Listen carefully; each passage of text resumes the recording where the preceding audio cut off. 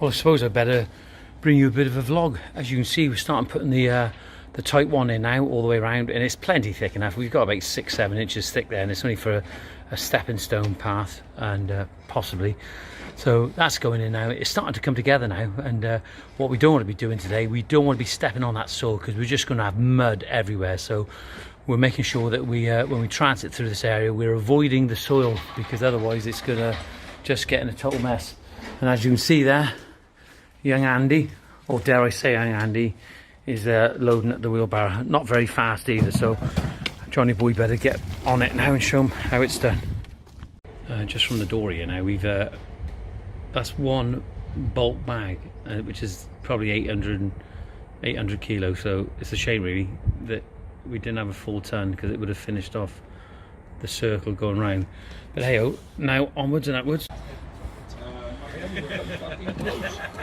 Well, look at this in Cardiff, and who do I see? Kirby Cuttings.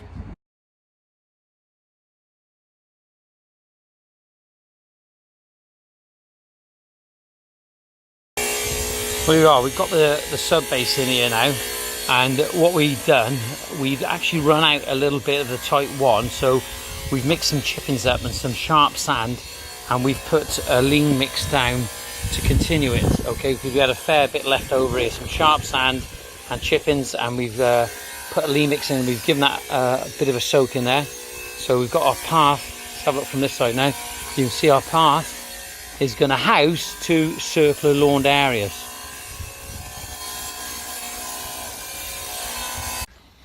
Fair play. That's the beauty of using these ruby cutters now. Look at this.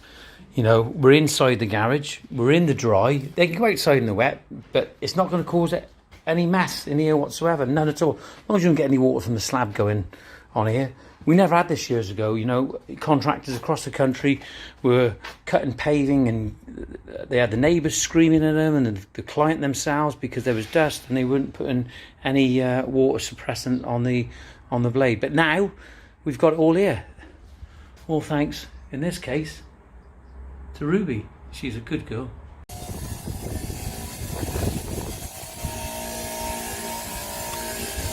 Just overlapping them here in the meantime. We've got roughly the shape where we want to go to, but we just want to cut them in halves, and we're going to have to cut them down again, but if we get the halves then we know how many we need in the morning. We're a bit few short at the moment, so.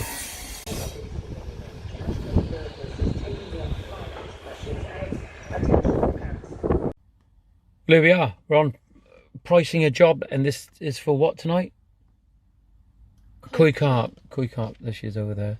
Al's come with me because she's going to offer her expertise and her advice and her enthusiasm, which is always welcomed. And just want to show everyone who follow me on YouTube what we're doing on a day-to-day basis. And I think Dean, it was this morning, made a comment how he enjoyed you know, the diary of being a landscaper, the ups and downs of being a landscaper, also the joys of being a landscaper.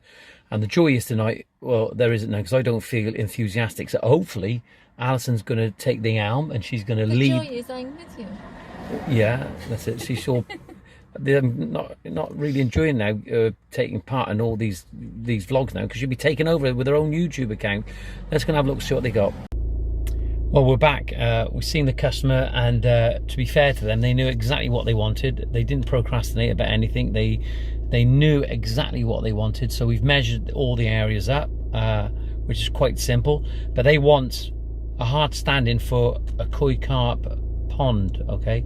But it's one of those ponds that is out the ground. It's not down in the ground. So, but it still needs a hard standing in. So they're going to have roughly about, I don't know, a metre high out the ground. But we're going to be contacting the company that makes the ponds themselves, these precast fiberglass ponds, because we want to know what the load bearing weights of the accumulation of all that water. So we need some specification of them. So we're going to find out, because it's no good putting a pond in with all that weight in. It's, was it approximately 5 meters by, no, 4 meters by 2.2. So there's a lot of water. So we need the full spec of the pond before we can progress and give them a price.